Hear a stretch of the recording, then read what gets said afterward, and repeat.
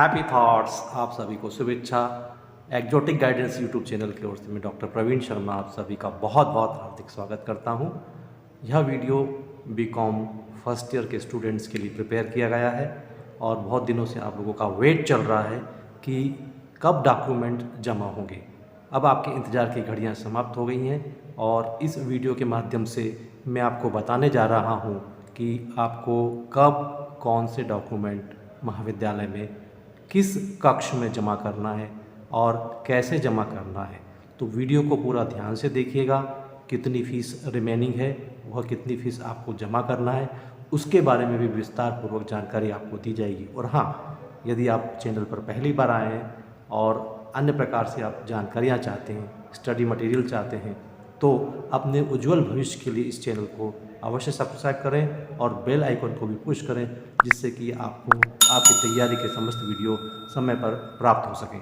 तो चलिए सबसे पहले हम देखेंगे कि आपको कौन कौन से डॉक्यूमेंट का सेट बना करके प्रवेश समिति के पास लाना है और उसमें क्या क्या आपको लगाना है और रिमेनिंग फ़ीस अमाउंट कितना रहेगा। बॉयज़ के लिए अलग बताया गया है और गर्ल्स के लिए अलग बताया गया है। तो आइए देखते हैं।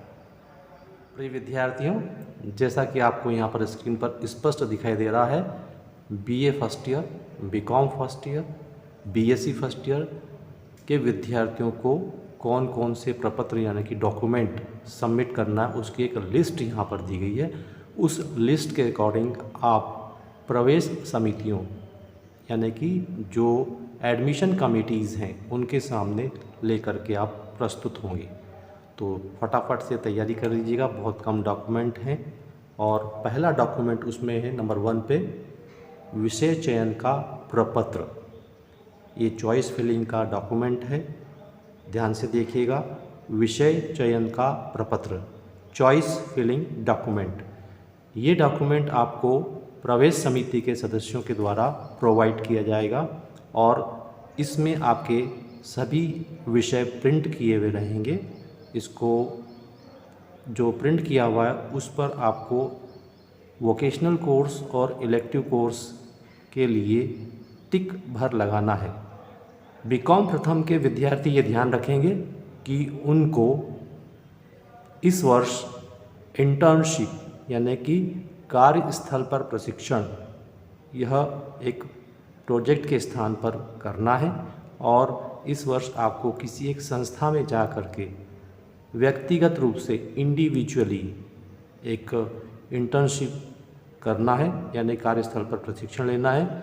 जैसे मान लीजिए आप डेयरी प्रारंभ करना चाहते हैं तो किसी डेयरी पर जा कर के आप प्रशिक्षण लेंगे, या मान लीजिए आप टेलर का व्यवसाय करना चाहते हैं तो आप टेलरिंग की दुकान पर जा कर के प्रशिक्षण लेंगे।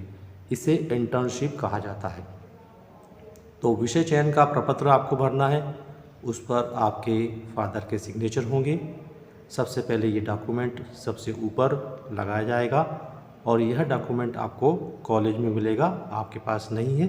कॉलेज के द्वारा इसकी आपको फ़ोटोकॉपी प्रोवाइड की जाएगी, छाया प्रति दी जाएगी। तो पहले नंबर पर डॉक्यूमेंट हो गया विषय चयन का प्रपत्र। मैं समझता हूँ कि आपको यह प्रपत्र समझ में आ गया होगा और आपको प्रवेश समिति के सामने ही कक्ष में इसको भरना है। फिर दूसरे नंबर का डॉक्यूमेंट है आपके 12th की मार्कशीट, 12वीं की अंक सूची। साथ ही साथ आप 10वीं की अंक सूची भी लेकर के आएंगे और इन अंक सूची की केवल फ़ोटोकॉपी भर चाहिए, जिससे कि हम यह जान सकें कि आप सीबीएसई के स्टूडेंट हैं या फिर एमपी बोर्ड के स्टूडेंट हैं। आप पहले से ही 1000 रुपये की राशि फ़ीस के रूप में दे चुके हैं। उसका जो डॉक्यूमेंट रहेगा वो तीसरे नंबर का डॉक्यूमेंट रहेगा। मैं फिर से एक बार रिपीट कर देता हूँ। पहले नंबर का डॉक्यूमेंट विषय चयन का प्रपत्र रहेगा, दूसरा 10th की मार्कशीट रहेगी, तीसरा 1000 रुपये की एडमिटेड गोला लगा हुआ 1000 रुपये का आपने जो रसीद प्राप्त किया हुआ है, रिसिप्ट मिली आपको, उसकी फ़ोटोकॉपी रखना है, उसकी फ़ोटोकॉपी लगाना है और इसकी एक फ़ोटोकॉपी स्वयं के पास संभाल करके भी रखना है, क्योंकि छात्रवृत्ति के फॉर्म और अन्य फॉर्मों में इसकी छाया प्रति लगाना होती है। फिर शेष प्रवेश शुल्क आपको सेंट्रल बैंक ऑनलाइन से जमा करके वहाँ से रसीद प्राप्त करना है। तो सेंट्रल बैंक आपको रिमेनिंग फ़ीस के लिए सेंट्रल बैंक या ऑनलाइन भी आप सेंट्रल बैंक में इसको जमा कर सकते हैं। तो रिमेनिंग अमाउंट कितना होगा वो भी इस वीडियो के माध्यम से आगे के भाग में मैं आपको जानकारी दूंगा, उसको ध्यानपूर्वक सुनिएगा। फिर नंबर 5 पे जो डॉक्यूमेंट आता है वो एंटी रैगिंग का डॉक्यूमेंट है, यानी कि रैगिंग विरोधी प्रपत्र आपको दिया जाएगा। उस पर आपको अपने और अपने पेरेंट्स के सिग्नेचर करवाना है और अपने सिग्नेचर भी करना है कि आप रैगिंग किसी की नहीं करें। अनुशासन के अंतर्गत आपको महाविद्यालय में रहना होगा, इसलिए एंटी रैगिंग का फॉर्म भी आपसे भरवाया जाता है और इस फॉर्म की छायाप्रति आपको प्रवेश समिति के द्वारा प्रदान की जाएगी जब आप प्रवेश समिति के सामने उपस्थित होंगे। तो ये 5 डॉक्यूमेंट आपको लाना है। अब बची हुई फीस कितनी आपको जमा करना है उसकी चर्चा कर लेते हैं। ये 5 प्रपत्र मैं समझता हूँ आपको समझ में आ गए होंगे। विषय चयन का प्रपत्र, 10th-12th की मार्कशीट, प्रवेश शुल्क 1000 रुपये जमा करने की छायाप्रति और शेष बकाया फीस जो सेंट्रल बैंक ऑनलाइन से जमा की जाएगी उसकी प्रति आपको लाना है और एक प्रति आपको अपने पास फोटोकॉपी के रूप में रखना है और एंटी रैगिंग का प्रपत्र। स्टूडेंट्स, यहाँ पर आपको जो फीस दिखाई दे रही है वो BA first year, BCom first year और BSc फर्स्ट ईयर की फ़ीस दिखाई दे रही है यहाँ पर स्क्रीन पर। और इसमें कुल 3 कॉलम आपको स्पष्ट रूप से दिखाई दे रहे हैं। एक बॉयज़ का है, दूसरा गर्ल्स का है और तीसरा रिमार्क का है।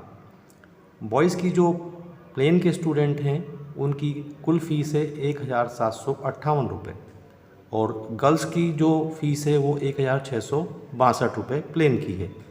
लेकिन रिमार्क के कॉलम में आपको दिखाई दे रहा है स्पष्टतः कि आपको इंडॉलमेंट फ़ीस भी देना है इस बार इसके साथ में, क्योंकि इंडॉलमेंट यानी कि पंजीकरण विश्वविद्यालय देवअहिल्या विश्वविद्यालय के द्वारा किया जाता है और देवअहिल्या विश्वविद्यालय के द्वारा जो MP बोर्ड के स्टूडेंट हैं उनके लिए 100 रुपये और जो स्टूडेंट CBSE के सेंट्रल बोर्ड ऑफ एजुकेशन के हैं उनसे 200 रुपये इंडॉलमेंट के चार्ज किए जाते हैं। फिर सेल्फ फाइनेंस की फ़ीस यानी कि कंप्यूटर और टैक्स की फ़ीस भी आपको यहाँ पर दिखाई दे रही है, जो कंप्यूटर के लिए 3000 रुपये है और टैक्स के लिए अलग से 3000 रुपये है। तो ये कुल 3 कॉलम है। इन 3 कॉलम के बेस पर मैं आपसे पूरी फ़ीस आपकी बकाया कितनी आपको जमा करनी है उसके बारे में विस्तार पूर्वक जानकारी दे रहा हूँ और इसको बहुत ही ध्यानपूर्वक आप सुनेंगे। सबसे पहले लेते हैं बॉयज़ की फ़ीस। जो प्लेन के स्टूडेंट हैं वो 1758 रुपये उनकी फ़ीस बनती है। इसमें यदि मान लीजिए आप CBSE के स्टूडेंट हैं तो 200 रुपये और जोड़ देना है, यानी 1758 रुपये में 200 रुपये और जोड़ दें तो हो जाते हैं कुल 1958 रुपये।